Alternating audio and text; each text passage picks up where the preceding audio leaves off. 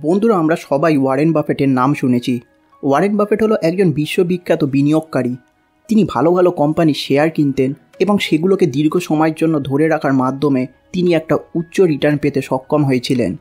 তিনি কোন কোম্পানির শেয়ারে বিনিয়োগ করবে সেটার জন্য তিনি একটা স্পেশাল থিওরির ব্যবহার করতেন, যার নাম হলো ইকোনমিক মোট। এই থিওরির মাধ্যমে এটা দেখা হতো কোন কোম্পানি দীর্ঘমেয়াদে একটা প্রতিযোগিতামূলক সুবিধা রয়েছে যা অন্যান্য প্রতিযোগীদের থেকে সেই কোম্পানিকে দীর্ঘমেয়াদে রক্ষা করতে পারবে। ওয়ারেন বাফেটের কোকাকোলা কোম্পানিতে বিনিয়োগ করার সিদ্ধান্ত হলো একটা আদর্শ উদাহরণ, যেখানে তিনি এই ইকোনমিক মোট থিওরির ব্যবহার করে এই কোম্পানির শেয়ারে বিনিয়োগ করেছিলেন। 1989 সালে তিনি প্রায় $1.023 বিলিয়ন কোকাকোলা কোম্পানির স্টকে বিনিয়োগ করেন। 1991 সালে তার এই শেয়ারের মূল্য $3.73 বিলিয়ন বেড়ে যায়। মাত্র 2 বছর সময়তে তার মূল্য 3.66 গুণ বেড়ে যায়। ওয়ারেন বাফেট বলেছেন যে কোকাকোলা কোম্পানি ব্র্যান্ড, পণ্যের বৈশিষ্ট্য এবং তার বিক্রয়ের ব্যবস্থায় অন্যান্য কোম্পানির তুলনায় যথেষ্ট এগিয়ে ছিল এবং এই জিনিসটাই তাকে এই কোম্পানিতে বিনিয়োগ করবার জন্য অনুপ্রাণিত করেছিল। এই জিনিসটাকেই ইকোনমিক মোট বলা হয়, যেটা ওয়ারেন বাফেট কোনো কোম্পানির শেয়ারে বিনিয়োগ করবার আগে ব্যবহার করতেন। লেখক প্যাট ডরসি তার লেখা বই the little book that builds ওয়েলথে এই ইকোনমিক মোট নিয়েই বিস্তারিতভাবে আলোচনা করেছেন। লেখক তার বইতে এটা নিয়ে আলোচনা করেছেন যে কিভাবে ওয়ারেন বাফেট তার স্টকগুলোকে বাছাই করতেন, বাস্তবে ইকোনমিক মোটের গুরুত্ব কতটা এবং আমরা কিভাবে একটা কোম্পানির এই ইকোনমিক মোট বুঝতে পারবো। লেখক এক এক করে এই সব প্রশ্নের উত্তর তার বইতে দিয়েছেন। আজকের ভিডিওতে আমি এই বইয়ের মূল বিষয় আপনাদের সাথে শেয়ার করব। আপনাদের মূল্যবান সময় নষ্ট না করে আজকের ভিডিওটা শুরু করা যাক। প্রথম অংশ, ইকোনমিক মোট কি। ওয়ারেন বাফেট বলেছেন ইকোনমিক মোট বলতে একটা কোম্পানির টেকসই সুবিধাগুলোকে বোঝায়, যা একটা কোম্পানিকে তার প্রতিযোগীদের বিরুদ্ধে রক্ষা করে। এই ধারণাটিকে বোঝার জন্য আপনি একটা কোম্পানিকে পরিখাসহ একটা দুর্গ হিসাবে ভাবুন, যেখানে এর প্রতিযোগীরা দুর্গ আক্রমণকারী শত্রুদের মতো। পরিখাটি যত বেশি প্রশস্ত এবং গভীর হবে, এটা ক্যাপচার করা তত বেশি কঠিন হবে এবং এই কারণে দুর্গটি নিরাপদ। অতএব অর্থনৈতিক পরিখাসহ বা ইকোনমিক মোট সহ একটা কোম্পানি তার প্রতিযোগীদের তুলনায় অনেক বেশি সুরক্ষিত এবং তারা যথেষ্ট রাজস্ব অর্জন করতে সক্ষম। এই অর্থনৈতিক পরিখা হলো মূল বিষয় যা ওয়ারেন বাফেট একটা স্টক নির্বাচন করবার সময় বিবেচনা করতেন। তার মতে পরিখাসহ একটা কোম্পানি পরিখাবিহীন একটা কোম্পানির তুলনায় বিনিয়োগকারীদের জন্য একটা উচ্চতর এবং টেকসই রাজস্ব আয় করতে সক্ষম। অর্থনৈতিক পরিখাগুলো একটা কোম্পানিকে তার প্রতিযোগীদের থেকে রক্ষা করে এবং একটা কোম্পানিকে দীর্ঘমেয়াদে লাভ বজায় রাখতে সাহায্য করে। এমনকি যখন একটা কোম্পানি কোনো সমস্যাতেও পড়ে যায়, তখন এই পরিখা সেই কোম্পানির অসুবিধাগুলোকে অতিক্রম করতেও সাহায্য করে। অর্থনৈতিক পরিখাসহ একটা কোম্পানির শেয়ার কেনার মাধ্যমে একজন বিনিয়োগকারী একটা স্থির নগদের প্রবাহ থেকে উপকৃত হতে পারেন। কোকাকোলা কোম্পানি এই অর্থনৈতিক পরিখা বা ইকোনমিক মোটের উদাহরণ। 1985 সালে কোকাকোলা কোম্পানি একটা নতুন ফর্মুলা নিউ কোক নামে বাজারে চালু করে। এই নতুন ফর্মুলা লঞ্চ হওয়ার সাথে সাথে কোম্পানি এটা ঘোষণা করে যে ঐতিহ্যগত কোক ফর্মুলা স্থায়ীভাবে বন্ধ করা হবে। তবে এই নিউ কোকের প্রতি জনসাধারণের প্রতিক্রিয়া ছিল নেতিবাচক। নতুন কোক ফর্মুলা চালু হওয়ার মাত্র 10 সপ্তাহ পরে তাকে বাজার থেকে তুলে নেওয়া হয়। এরপর 2004 সালে আবার কোকাকোলা কোম্পানি C2 চালু করে। এটা একটা কোলা স্বাদের পানীয় যার মধ্যে ক্যালোরিজ অনেক কম। C2-র বিক্রয়ও খুব খারাপ হয়। উভয় নিউ কোক এবং C2 দুটোই ফ্লপ ছিল, যার ফলে কোম্পানির অনেক ক্ষতি হয়। এর সত্ত্বেও একটা শক্তিশালী ব্র্যান্ডিংয়ের কারণে কোক এখনও গ্রাহকদের মধ্যে প্রথম পানীয়র পছন্দ ছিল। এছাড়া কোকাকোলার বিশাল ডিস্ট্রিবিউশন চ্যানেল প্রতিযোগীদের বাজারে আসতে বাধা দেয়। কোকাকোলার ব্র্যান্ডিং এবং ডিস্ট্রিবিউশন চ্যানেলের পরীক্ষার কারণে এই কোম্পানি সফলভাবে তার অসুবিধাগুলোকে কাটিয়ে উঠতে সক্ষম হয়েছিল এবং বাজারে তার প্রতিযোগিতামূলক সুবিধা বজায় রাখতে সক্ষম হয়েছিল। লেখক বলেছেন একটা সাধারণ বিনিয়োগকারীর জন্য একটা ইকোনমিক মোট সহ কোম্পানি খুঁজে পাওয়া সম্ভব না। বাস্তবে আমরা অনেকেই একটা ভুল পরিখা বা ভুল ইকোনমিক মোটের দ্বারা প্রভাবিত হতে পারি, কারণ পরিখা সাধারণত লুকানো থাকে। লেখক বলেছেন বাস্তবে পরিখার প্রধানত 3 ধরনের ফাঁদ রয়েছে, যেমন একটা শক্তিশালী মার্কেট শেয়ার, দুর্দান্ত পণ্য এবং একজন প্রতিভাবান সিইও। পরিখার প্রথম ফাঁদ হলো একটা শক্তিশালী বাজার শেয়ার। আমরা অনেকেই এটা মনে করি যে একটা উল্লেখযোগ্য মার্কেট শেয়ার সহ একটা কোম্পানি তার প্রতিযোগিতামূলক সুবিধা বাজারে বজায় রাখতে সক্ষম। লেখক জোর দিয়ে এটা বলেছেন যে একটা উচ্চ মার্কেট শেয়ার সব সময় একটা কোম্পানির জন্য পরীক্ষা হিসাবে কাজ করে না। উদাহরণস্বরূপ 1880 সালে কোডাক কোম্পানি প্রতিষ্ঠিত হয়েছিল। 100 বছরেরও বেশি সময় ধরে এই কোম্পানি ফটোগ্রাফির বাজারে একাই রাজত্ব করে যায়। 1930 সালে কোডাক বিশ্বের ফটোগ্রাফি সরঞ্জামগুলোর 75% দখল করে রাখে এবং 90% মার্জিন অর্জন করেছিল। এরপরেও কোডাক অপ্রত্যাশিতভাবে একটা বিশাল বাজার শেয়ার থাকার সত্ত্বেও দেউলিয়া হয়ে যায়। এর মূল কারণ হলো যখন ইনফরমেশন যুগ এগিয়ে এসেছিল, কোডাক তখন ডিজিটাল ইমেজিংকে অনুসরণ করবার পরিবর্তে ফিল্ম প্রযুক্তির পক্ষে ছিল। অবশেষে কোডাক ডিজিটাল ইমেজিং প্রযুক্তি সম্পন্ন কোম্পানি ক্যানন এবং নিকনের কাছে হেরে যায়। কোম্পানিটি শেষ পর্যন্ত 2012 সালে দেউলিয়া হয়ে যায়। ইকোনমিক মোড বা অর্থনৈতিক মোটের দ্বারা প্রতারিত হওয়া দ্বিতীয় ফাঁদটি হলো একটা দুর্দান্ত পণ্য। লেখক বলেছেন দুর্দান্ত পণ্যগুলো খুব কমই একটা উল্লেখযোগ্য পরীক্ষা তৈরি করে। উদাহরণস্বরূপ ক্রিসপি ক্রিম আমেরিকার দ্বিতীয় বৃহত্তম ডোনাট কোম্পানি, যার সারা বিশ্বে 1000টিরও বেশি আউটলেট রয়েছে। তাদের ডোনাটগুলো তাজা এবং সুস্বাদু। যদিও ক্রিসপি ক্রিম দুর্দান্ত ডোনাট তৈরি করে, তবে ভোক্তাদের পক্ষে অন্য ব্র্যান্ডে সুইচ করা বা তাদের ব্যবহার কমানো সহজ। অতএব একটা কোম্পানি দীর্ঘমেয়াদে প্রতিযোগিতামূলক সুবিধা বজায় রাখার জন্য দুর্দান্ত পণ্যগুলো যথেষ্ট ভালো পরীক্ষা তৈরি করে না। ইকোনমিক মোটের দ্বারা প্রতারিত হওয়া তৃতীয় ফাঁদটি হলো একজন প্রতিভাবান সিইও। আমরা অনেকেই এটা মনে করি যে একটা দুর্দান্ত ম্যানেজমেন্ট একটা কোম্পানির স্থিতিশীল রাজস্ব তৈরি করতে সক্ষম।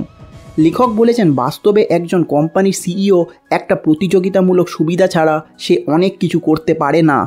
উদাহরণস্বরূপ কনসেকো নামে আমেরিকার একটা বড় বীমা কোম্পানি টানা 4 বছর ধরে একটা আর্থিক মন্দার সম্মুখীন হয়।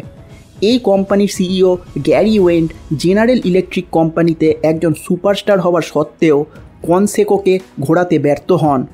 2002 সালে কনসেকো দেউলিয়া হয়ে যায়। ওয়ারেন বাফেট বলেছেন যে এই সিইওদের প্রতিভা বা লড়াইয়ের মনোভাবের অভাব আছে এমন নয়।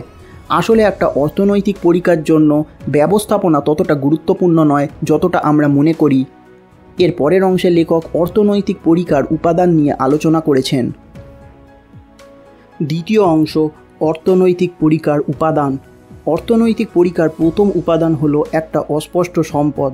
অস্পষ্ট সম্পদ বলতে একটা কোম্পানির ব্র্যান্ড, পেটেন্ট, নিয়ন্ত্রক, লাইসেন্স, এই রকম আরও অনেক কিছুকে বোঝায়। এই জিনিসগুলো একটা কোম্পানির জন্য অর্থনৈতিক পরীক্ষা হয়ে উঠতে পারে। নিয়ন্ত্রক লাইসেন্স বলতে অনুমোদন, লাইসেন্স বা অনুরূপ নথিকে বোঝায়। এই জিনিসগুলো নিয়ন্ত্রক কর্তৃপক্ষের দ্বারা জারি করা হয়। এই ধরনের অস্পষ্ট সম্পদ সব সময় একটা অর্থনৈতিক পরীক্ষা তৈরি করতে পারে না। উদাহরণস্বরূপ নোকিয়া কোম্পানি একসময় বিশ্ববাজারে অর্ধেকেরও বেশি বাজার দখল করে রেখেছিল, কিন্তু স্মার্টফোন যুগের আগমনের সাথে সাথে নোকিয়া কোম্পানি অনেকটাই পিছিয়ে পড়ে। নোকিয়া শেষ পর্যন্ত ব্যর্থ হয়। এই উদাহরণ থেকে এটা স্পষ্ট হয়ে যায় একটা শক্তিশালী ব্র্যান্ড সব সময় একটা শক্তিশালী পরীক্ষা দিতে পারে না। অর্থনৈতিক পরীক্ষার দ্বিতীয় উপাদান হলো সুইচিং কস্ট। সুইচিং কস্টকে ভালো করে বোঝাবার জন্য লেখক ব্যাংকের উদাহরণ দিয়েছেন। একটা গবেষণায় এটা দেখা গেছে যে ব্যাংকের টার্নওভারের হার প্রায় 15%। এই পরিসংখ্যানটি এটা বোঝায় যে গড় গ্রাহক 6 থেকে 7 বছরের জন্য ব্যাংকের অ্যাকাউন্টে তাদের টাকা রাখে।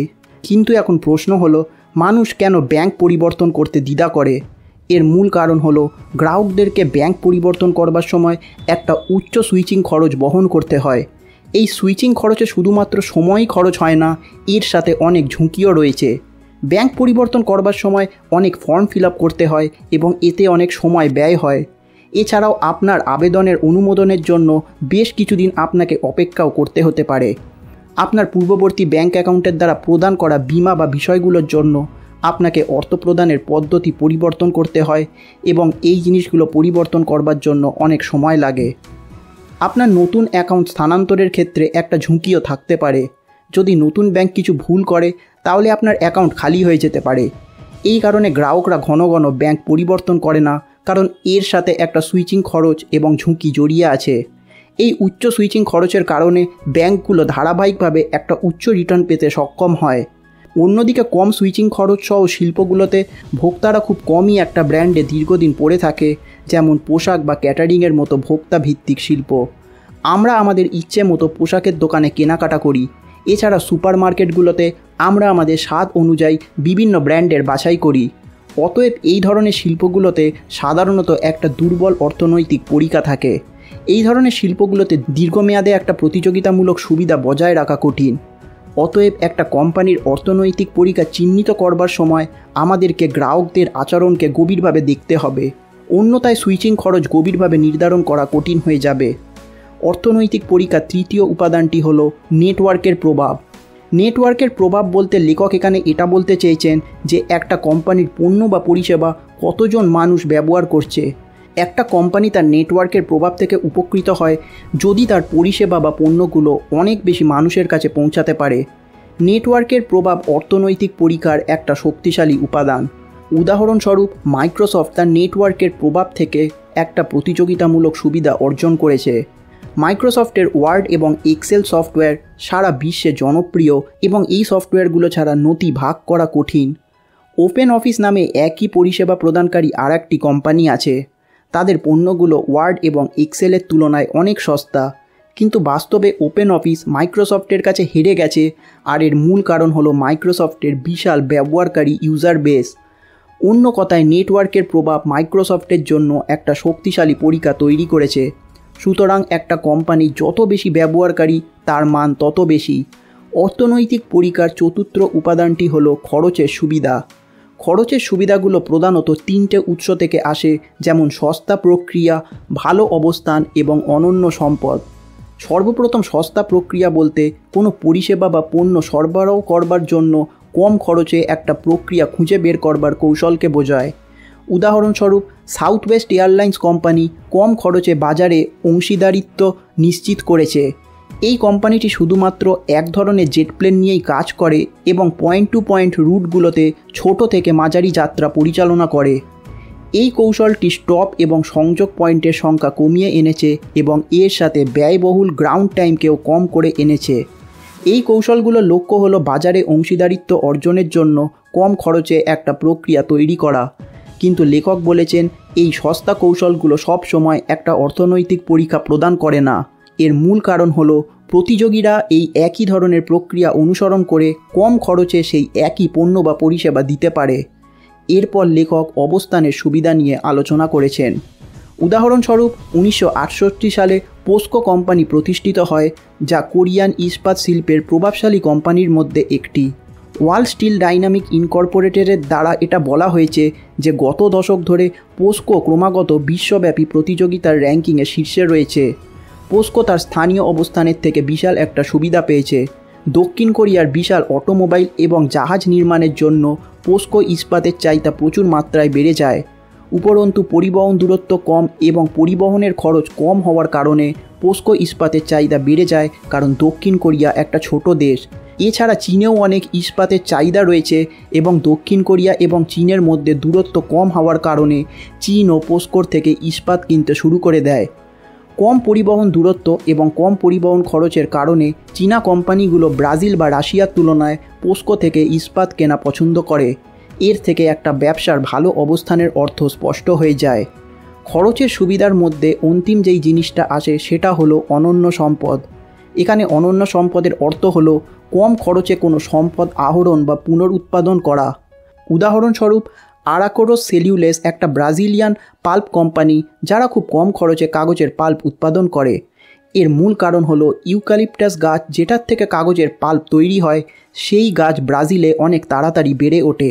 ব্রাজিলে এই গাছ 7 বছরের মধ্যে বেড়ে ওঠে, যেখানে প্রতিবেশী দেশ চিলিতে এই গাছ বাড়তে 10 বছর সময় লাগে এবং উত্তর আমেরিকাতে এই গাছের বাড়তে 20 বছর সময় লাগে। অতএব একই সময় ব্রাজিলে বেশি ইউক্যালিপটাস গাছ জন্মানো যেতে পারে। এই কারণে আরাকোরোস সেলুলোজ কোম্পানি তার প্রতিযোগীদের তুলনায় বেশি পাল্প উৎপাদন করতে পারে এবং বেশি আয় করতে পারে। এইভাবে অনন্য সম্পদ একটা কোম্পানির জন্য একটা অর্থনৈতিক পরিকা তৈরি করে। এর পরের অংশে লেখক এটা নিয়ে আলোচনা করেছেন যে কিভাবে আমরা একটা নিজস্ব উচ্চ রিটার্ন পোর্টফোলিও তৈরি করবার জন্য অর্থনৈতিক পরিকাগুলোকে খুঁজে পেতে এবং মূল্যায়ন করতে পারি। তৃতীয় অংশ, মূল্যায়ন এবং অর্থনৈতিক পরিকা খুঁজে বের করা। লেখক বলেছেন বাস্তব বিশ্বে অনিশ্চয়তা এবং প্রতিযোগিতা চতুর্দিকে ছড়িয়ে আছে, এমনকি সবথেকে শক্তিশালী প্রতিযোগিতামূলক সুবিধাসহ কোম্পানিটিও দীর্ঘস্থায়ী নাও হতে পারে, তাদের পরিকা নষ্ট হয়ে যেতে পারে। অতএব একটা কোম্পানি যখন তার প্রতিযোগিতামূলক সুবিধা হারাতে শুরু করে, আমাদেরকে সেই সংকেতগুলোকে চিনতে হবে। সতর্ক থাকার মাধ্যমে আমরা আমাদের বিনিয়োগের আরও ভালো পরিকল্পনা করতে পারি এবং আমাদের ক্ষতি কমাতে পারি। লেখক বলেছেন 3 ধরনের উৎস থেকে আমাদের পরিকা ক্ষয় হয়ে যেতে পারে, যেমন প্রযুক্তিগত বিঘ্ন, শিল্প ভূমিকম্প এবং খারাপ বৃদ্ধি। সর্বপ্রথম লেখক প্রযুক্তিগত বিপর্যয় নিয়ে আলোচনা করেছেন। কোনো কোম্পানি যদি কৌশল বা প্রযুক্তিগত উদ্ভাবনায় পিছিয়ে থাকে, তাহলে এর পরিকা ক্ষয় হতে পারে এবং এর শিল্পের অবস্থান উল্লেখযোগ্যভাবে একটা হুমকির মুখে পড়তে পারে। একবার একটা কোম্পানির প্রতিযোগীরা আরও সস্তা এবং উন্নত পণ্য লঞ্চ করলে কোম্পানি ধীরে ধীরে তার প্রতিযোগিতামূলক সুবিধা হারাতে পারে।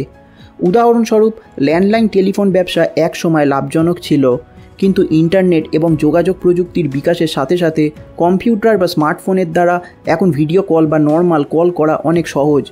এর ফলে ল্যান্ডফোন এখন বিলুপ্ত হয়ে গেছে এবং এই কোম্পানিগুলোকে একটা উল্লেখযোগ্য ক্ষতির সম্মুখীন হতে হয়েছে। অর্থনৈতিক পরিকা ধসে যাওয়া দ্বিতীয় হুমকিটি হলো একটা খারাপ বৃদ্ধি। খারাপ বৃদ্ধি শব্দটি এমন ক্রিয়াকলাপকে বোঝায় যা অন্ধভাবে নতুন এলাকায় প্রবেশ করাকে এবং পরিকা ছাড়াই একটা ব্যবসার প্রসার করাকে বোঝায়। উদাহরণস্বরূপ, মাইক্রোসফট হলো কোর অপারেটিং সিস্টেমস কোম্পানি। 1990 দশকের শেষের দিকে মাইক্রোসফট অ্যাক্টিমেটস নামের বাচ্চাদের একটা খেলার কোম্পানি খোলেন। এই কোম্পানিটি ব্যর্থ হয় কারণ মাইক্রোসফটের এই বিষয়ে কোনো দক্ষতা বা অভিজ্ঞতা ছিল না। এই একই সময় মাইক্রোসফট কিছু ইউরোপিয়ান কেবল কোম্পানিতে $3 বিলিয়ন বেশি বিনিয়োগ করেন, কিন্তু এটাও মাইক্রোসফটের জন্য একটা ভুল সিদ্ধান্তে পরিণত হয়। অর্থাৎ এখানেও মাইক্রোসফট ব্যর্থ হয়। এই উদাহরণ থেকে এটা স্পষ্ট হয়ে যায় যে একটা কোম্পানির পরিকা ক্ষয় হওয়ার ঝুঁকি তখন অনেক বেশি বেড়ে যায় যখন সেই কোম্পানিটি এমন কোনো কোম্পানি বা ব্যবসায় বিনিয়োগ করে যেই কোম্পানি বা ব্যবসার কোনো প্রতিযোগিতামূলক সুবিধা থাকে না। অর্থনৈতিক পরিকা ধসে যাওয়া তৃতীয় হুমকিটি হলো শিল্প ভূমিকম্প। একটা শিল্পের কাঠামো পরিবর্তন স্থায়ীভাবে একটা কোম্পানির প্রতিযোগিতামূলক সুবিধাকে দুর্বল করে দিতে পারে। অবশেষে লেখক এমন কয়েকটা সেক্টর নিয়ে আলোচনা করেছেন যেগুলো বেশিরভাগ ক্ষেত্রেই একটা শক্তিশালী অর্থনৈতিক পরিকা প্রদান করে, যেমন সফটওয়্যার কোম্পানি, মিডিয়া কোম্পানি এবং আর্থিক পরিষেবা প্রদানকারী কোম্পানি। বন্ধুরা, আজকের ভিডিওটা আমি এখানেই শেষ করছি। আপনারা যদি এই বইটা ডিটেলসে পড়তে চান তাহলে নিচে দেওয়া লিঙ্ক থেকে আপনারা এই বইটা কিনতে পারেন। আশা করি ভিডিওটা আপনাদের ভালো লেগেছে। যদি ভালো লেগে থাকে তাহলে কমেন্ট করে জানান এবং ভিডিওটিকে একটা লাইক করে দিন। অবশেষে আমাদের চ্যানেলটিকে সাপোর্ট করবার জন্য সাবস্ক্রাইব করে দিন। ধন্যবাদ।